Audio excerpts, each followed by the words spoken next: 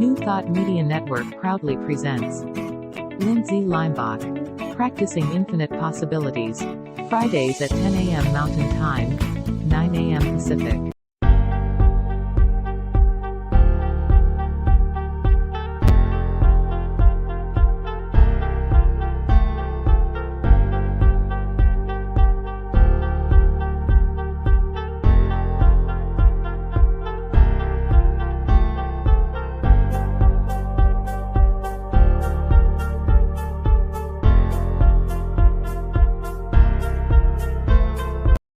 New Thought Media Network proudly presents Lindsay Leimbach, Practicing Infinite Possibilities, Fridays at 10 a.m. Mountain Time, 9 a.m. Pacific.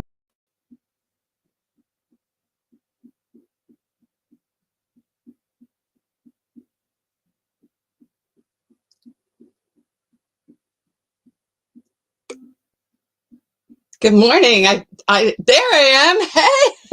Hey, practicing infinite possibilities together. Pip. Friday morning for those in California with our coffee, right? For those on the East Coast, you might be having lunch. And for those in the middle, maybe it's a break. But I am so glad, no matter what reason you've come here to see me live or to see me in recording, that you've joined us to PIP. So we're going to practice infinite possibilities with mindful driving. Now, we talked about this last Friday, and it went really well. And I realized, man, this is a double feature. Okay, so you can catch last Friday if you want through our YouTube channels or on my Facebook. It's all recorded.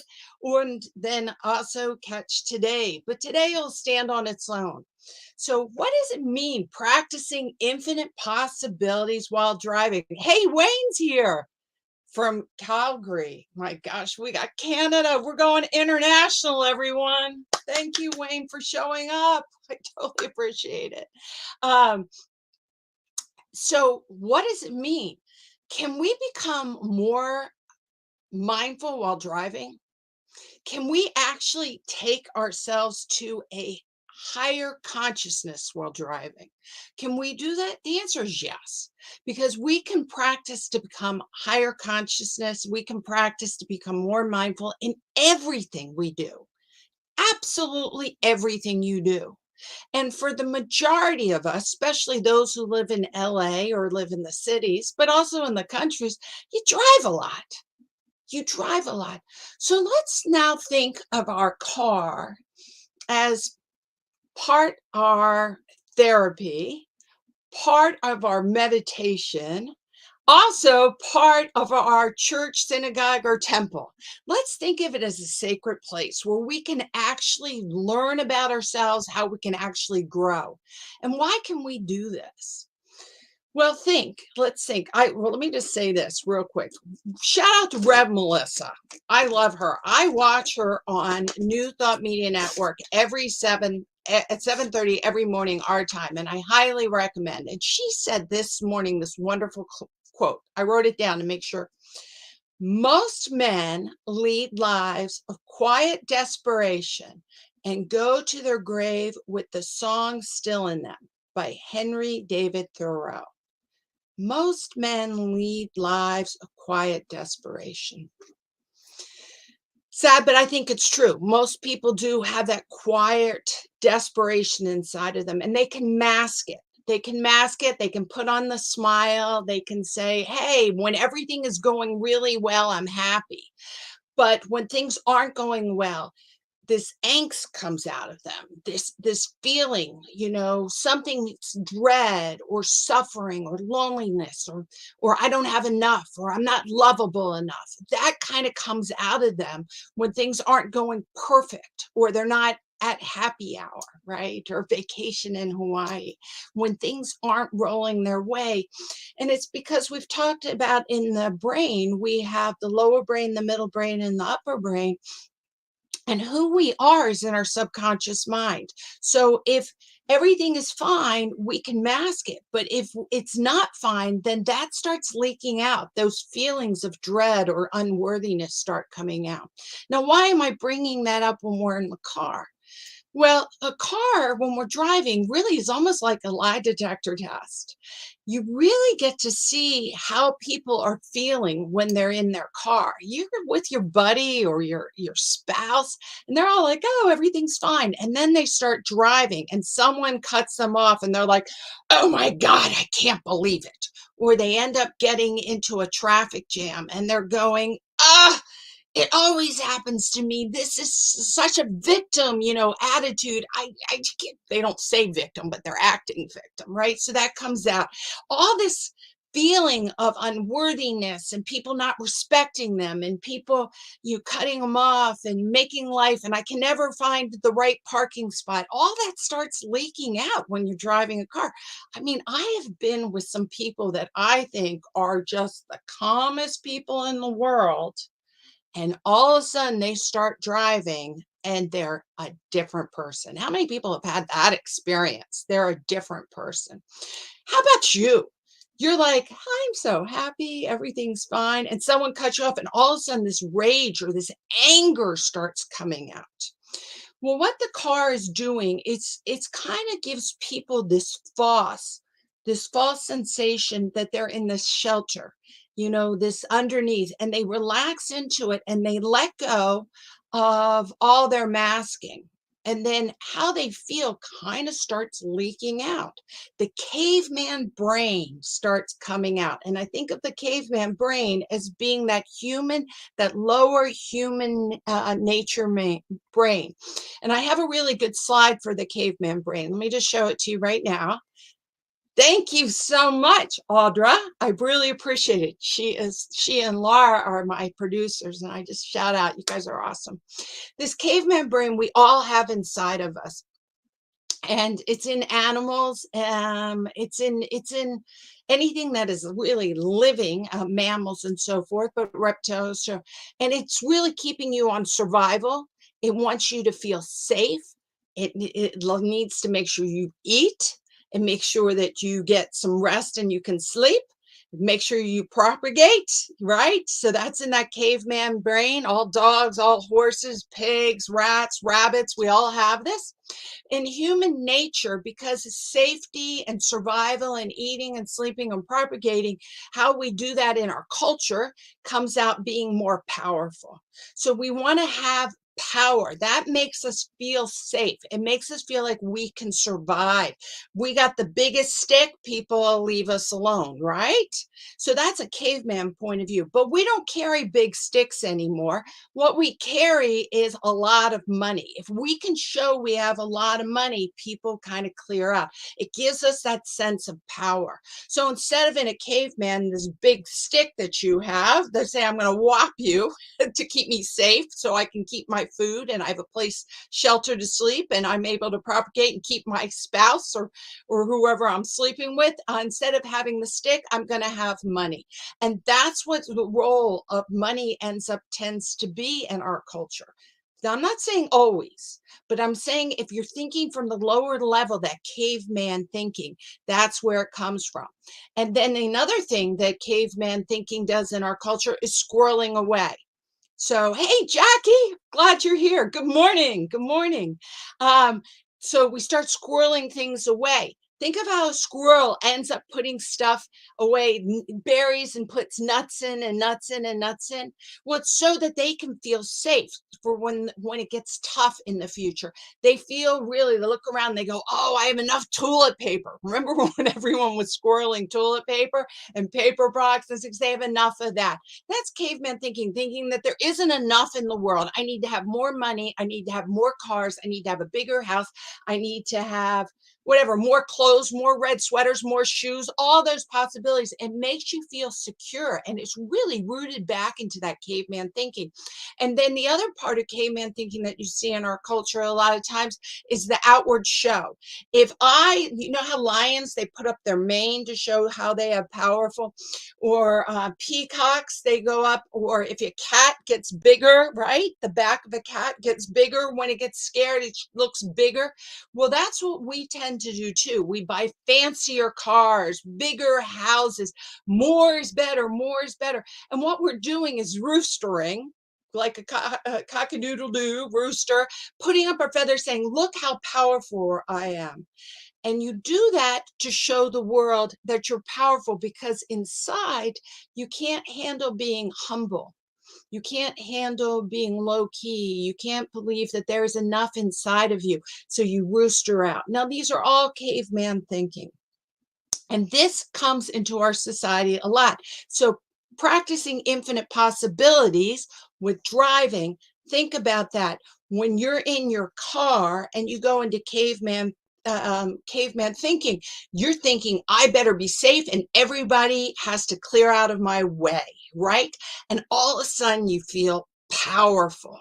And when people are driving in their car, what happens is often they think that ego, that higher, now I'm talking about the lower level, when you're thinking lower level, but that ego kicks in and you think you're the main character in the story of what's called your driving, right?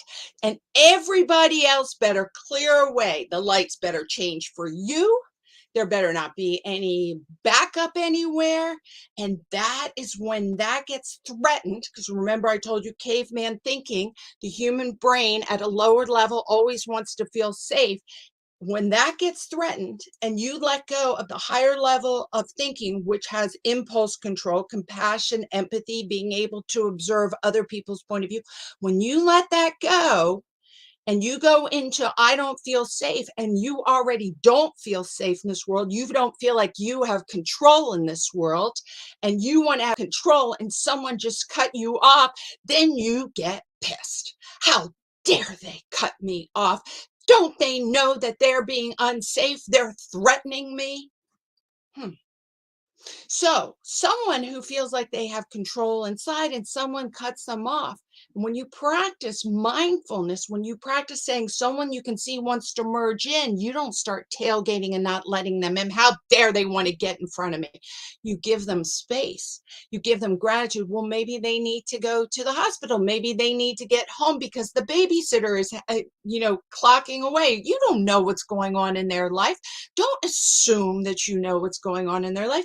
It's time that you get to practice what you learn in your synagogue, in your church, in your temple, in your meditation, in all the books you read. You get to give them space and bless them on their way. You do not need to react as if something is being done to you. Because get over yourself. Something is not being done to you. The world is just going around in its circle, and everyone has a journey, and maybe they're not being mindful. But that's not about you. How they react to you says so much more about them. How you react to them says so much more about you. Let me say that again. When you're driving, how people react to you says everything about them, nothing about you. So let it go. They throw you the finger. Who cares? That shows they're in anger. That shows that they're suffering. Shows that this quote from Henry David Thoreau is absolutely accurate. Most men lead lives of quiet desperation and go to their grave with their songs still in them. Amen. They throw you the finger shows how much pain they're in. They react that harsh, that they're weaving in and out and being unsafe. Think how they react to the rest of their life. Don't curse them. Love them. It is your temple. It's your time to give. Give them space and wish them well. Wow. Now, how you react to them says everything about you. Everything about you. Because if you feel like you're out of control internally, when you're driving, this is the time in which you don't really have control. You have all these people weaving outside, and it becomes very threatening. So someone can be very happy in their home because they can control their home. You know, I work a lot. I do a mindful living coaching. I work a lot with people who have some OCD tendencies, right? And it's what they're trying to control their outside environment because their internal environment is so out of control that they don't realize that they actually have safety, love, kindness. You have it all from the divine energy of the world is already inside of you, but you forgot.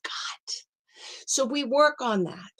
But what it gets shown when you're outside, you don't have that internal feeling of love, compassion, then you start trying to manipulate the outside, the controlling on the outside. And you usually can do that in your home, so it feels safe. But once you get in the car, you can't control anybody. And it feels anxious. It feels overwhelming. It feels scary, right?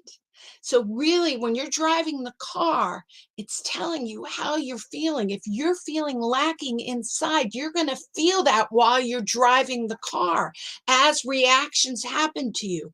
If you go into a parking lot and you say to yourself, I never, ever, ever find a parking spot, that says a lot about how you view yourself, that you see yourself a little bit more of the victim. The parking lot is doing this to you. It says a lot more about you. That's why I said driving your car is like being a therapist because it's giving you insight. Don't be upset if you get anxious or you get overwhelmed when driving, or you get angry, or you can't find a parking spot and that mode comes in. Don't get upset about that. Go, gratitude. Thank you that I can realize that this is the area I need to work on. And driving my car can be a way in which I can work on this because I have to do this every day. Now, I don't think that I am going to ever, I always think I'm going to get the most perfect parking spot. I don't worry about it. Now you could say, now how can that be, Lindsay? Well, I'll tell you, I just went on vacation. It was very interesting. And we went on a road trip. So we were driving and we pulled up. We were in, it's called Pleasure Point in Santa Cruz. We pulled up and right there at the beach, looking at the beach, was a parking spot. Why did someone else not take it? I don't know, but there it was. It happened to us over and over and over again because I'm not worried. I don't need to learn the lesson. I personally don't need to learn the lesson that I have this victim mentality and it comes out through parking spots. But I used to. I did. I used to think, oh my God, I never. And then I just let it go. I go, the it's a tongue twister. Perfect parking spot will happen. Now let's really take that even further. But Lindsay, it's the holiday season and there's no parking.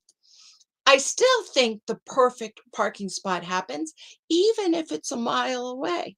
Okay, it's a little fur, but on the other side of the parking lot, I think, oh, the universe is giving me the opportunity to walk across the parking lot so I can burn off a little bit more calories because I'm going to eat that Christmas cookie. I'm going to have some of that Hanukkah cake, right? So I don't say, oh, it didn't happen this time. I say, oh, the infinite possibilities, the practicing the infinite possibilities is that I'm not meant to be at the front door. For whatever reason, I'm meant to be out here and I'm getting my steps in. You see? You see, that's why I'm talking about your car can be your practicing your infinite possibilities. you have to realize that whatever is happening gives you the possibility of practicing to the higher level of consciousness and to get out of that caveman thinking, that lower part. And everybody has that lower part. There is absolutely nothing wrong with having the lower part of the brain. I want you to understand you need it to survive. We know we need to have it so we don't play with matches, right? We don't touch hot pots, that we stop at red lights. Flashbacks from last class, right? Last week, remember, if you want to go back, I told you that when you come to a stoplight, we get to practice. Remember our tools? Green, when we go through a stoplight and it's green, we go to gratitude. Thank you so much for being here, having this moment, having this green light, having this joy, having this car, having this possibility to get home or go to the store or whatever I'm doing, or I'm on vacation. Gratitude. Yellow, awareness, mindfulness. Come on, guys, aware. Be here now. Be here now. Wake up. Don't drive automatically and miss the drive. Yellow, wake up. And then, of course, red, which is now one of my favorite lights to get because it means relax. It means, Lindsay, you get a chance to sit here for 30 seconds. Take some breaths. Take some breaths. Relax. Life doesn't have to be in the treadmill. The red light stopped the treadmill. It allows you to relax. You don't have to get on your phone. You don't have to do the dishes. You don't have to talk to your kids. You can just relax. When I was working, I was a head director of a special ed school. And when I worked at Park Hill School, it was the name of the school, I would drive home, and it was about, in traffic, 45 minutes to get home. In LA traffic, it's not so, is people not so much fun. It's some people go, go. And they said, that's horrible.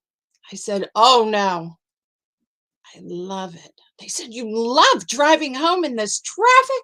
I said, yes, because it's the sacred time that I can relax and just be me and deprogram from the school and all the choices and decisions and love and I had to give there. And then I could have this 45 minutes of just relaxing to get home. So then I could be on my new way of thinking, or my higher level, or my more relaxed, whatever you want to call it, level, my mindful level, to be with my husband, my kids, my family. It was sacred time. Your car, driving in your car is sacred, guys. It is so good because it allows you to practice the vitamin G that we talked about, which is vitamin G. Here's my dogs totally cheering on vitamin G, is gratitude. To practice the 3 lights. And then also to practice the ABCs of Pip. And these are the tools we're working. And I want you guys to I keep repeating them because I want them to go into the higher level, your prefrontal cortex. I want you to keep hearing them to go into your subconscious mind. So they pop up while you're driving, not just now, always. So the ABCs of Pip. A, being aware. I think I have a banner for that one. A, being aware. B is breath. So being aware of what's going on, taking that breath, and then making the choice. ABCs, right? The ABCs. So we want to keep practicing the ABCs wherever we are, but it's always good to know that you have that in your pocket to pull out if all of a sudden you feel your anxiety go up, or someone flips you off, or someone cuts you off, or someone takes that spot. There it is. Look, there's my ABCs. Thank you, guys. You can use that and allow yourself to really bring mindfulness into your driving, right? Mindfulness into your driving. Now let's take it even a little bit further, Okay. So I love this book, and I'm sure many of you guys have read it. It's a book I've read many, many times. The Four Agreements. The Four Agreements is by Don Miguel Ruiz. One thing I love about the book is it's very, very short. Okay. And in it, I highly recommend it to be on your bedside, but these are his four agreements. Be impeccable with your word. Don't make assumptions. Don't take anything personally, and always do your best. Now, let's take those four agreements and let's think about it when we're doing mindful driving. Be impeccable with your word. So when you get into the car, I'm not necessarily, of course, if you're talking to someone else, you want to make sure you're talking at a higher level. You're speaking the truth with kindness and love, even if it's something they don't want to hear. But that's a whole different story. Usually, at least for me, when I'm in the car, you want to be impeccable with your word in your own mind. As you're driving, I want you to be the observer of your thoughts. Are you lost in your thoughts? Are you even present in your driving? Are you wishing and judging everyone? Oh, look at that car. Ugh. Oh my God, can you believe they put that bumper sticker on? Ugh. You know, all that judge. Oh, that person must be my best friend. They have the greatest license plate, right? All that judgment that we go on. Watch it. You get to watch yourself, right? Be impeccable. Watch your words. See where you're practicing. See what you're thinking. And then you get to do the ABCs. Be aware, take a breath, and then make a choice. You can shift to a higher level of non-judgmental, loving thinking.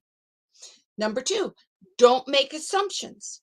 Don't assume you understand why someone has that bumper sticker, cut you off, why there is someone weaving in and out. You don't know. And that really goes back to the story I talked about when I was driving home from the to my house, and someone was honking their horn and weaving in and out, and I was assuming they were drunk, and it turned out that actually I could tell they were going to the hospital. Someone was very ill in their car. Well, you don't assume. Let it go. Learn to let go. You get to practice to let that go and let that go. It might be hard to let go things at work or let go things in your house, but you get to practice letting things go and not allowing bad energy to become part of your energy while you're driving. Do you see how sacred driving is? How it really can help you? That it can be your sacred spot? Don't take anything personally, right? Don't take it personally, guys. So they cut you off. Remember, how they behave when they drive says everything about them and nothing about you. How you behave, what you think, how you react says everything about you and nothing about them. Right? So don't take it personally on how they're behaving. They are not doing anything to you. Yeah, you say, well, they cut you off. Well, they might have cut you off. And thank goodness you're mindfully driving. You can give them space and bless them and let them go on. If you see a drunk driver, you'd say, and you can tell, and they're weaving, then you call 911 or 411, whatever the number is, and report them, because that would be the right impeccable with your words. But maybe they're not drunk, maybe they're sleepy, maybe they're on medication, who knows? But it doesn't mean that you live in ignorance. It means you do the practice. Do the practice while you drive. And always do your best. I love that one. If you're tired, then you need to do your best in your driving and be very aware. If you're angry and you get in your car and you're angry, remember what I told you, then you've activated that caveman thinking. You're having that emotion. Your prefrontal cortex is now shutting down. You are not as safe driving angry or sad or in these high emotions. So doing your best means you better breathe and really stay focused. Do your best. Raining, do your best. Snow, do your best. Late at night, do your best. Just do your best. Do your best. It's so wonderful. So we've talked about a lot of different things. We've brought back how gratitude actually brings us up to the higher level. The vitamin G brings us up to a higher level of thinking. So when you are doing your best and you feel like you're off, go to gratitude. Go, I am thankful I'm here, that I have the capability to drive safely. Say, be impeccable with your words. Bring yourself to that higher level of consciousness. Use your car. Use your car as your sacred place, as your temple, to reach the higher level of energy. Use your car to learn how to let go. Use your drive to learn how to trust in God instead of projecting out that I need to get approval from everyone else. All right. I have one last thing I want to just tell you guys, and then we'll sign off, is that there was a study in Berkeley. And what they did is they watched cars that came up to a stop sign, okay? And pedestrians would walk across the street. And when you come to, they're making a right turn. When someone goes in, this is obviously in California because it was near Berkeley. When you cross the street and someone's in the crosswalk, you're not allowed to turn. That's the law. You have to let them finish. So they wanted to see how many people would make the turn while people were still in the crosswalk. And they wrote down every car to see what kind of make of car, what was if there was any correlation. And you know what there was.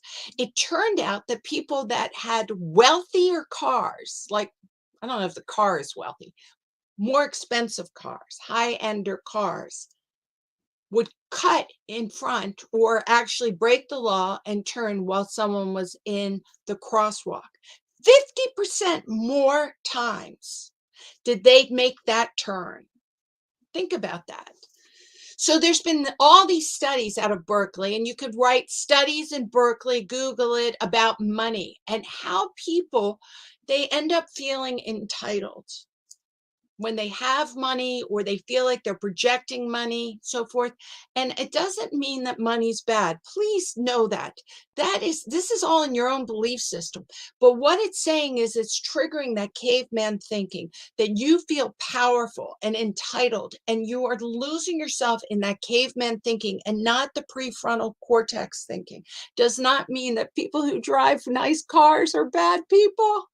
Let's not jump to that. But let's jump to the awareness that we don't want to feel like power comes through driving a car or through money. Power is the connection from inside. It's that higher level of connection. And if you don't have it, you're going to race around on that treadmill forever looking for it. And you're going to end up having, as Henry David Thoreau says, most men lead lives of quiet desperation. You're going to have that desperation. So you come to New Thought Network, you do the practice with myself on Fridays at 9, but there's all these other wonderful speakers like Reverend Melissa and Reverend Laura and Reverend Robert. There's tons of them that feed your soul, feed your mind, fill yourself with gratitude. But having knowledge is one thing. Having wisdom, incorporating it into yourself is another thing. And then take action. Take action and do the practice. And practice this week in the car. Okay, guys, I want to thank everyone. Thank you for supporting New Thought Network. I want you to know it's a nonprofit, so it runs through donations. I really appreciate them giving me the space to be your teacher once a week. Please share this video. Please like the video. Please also write comments. Thank you, Wayne, so much for just participating, and Jackie, and I know a lot of my other friends and family and my new friends are out there. Feel free to friend me on Facebook and check us out. Have a wonderful weekend. Have a wonderful weekend practicing infinite possibilities while driving. Next week, we're going to take this book into a deeper level in living our life within our home. So I'll see you, the 4 agreements, and I'll see you then. Bye, everybody. New Thought Media Network proudly presents Lindsay Leimbach, Practicing Infinite Possibilities, Fridays at 10 a.m. Mountain Time, 9 a.m. Pacific.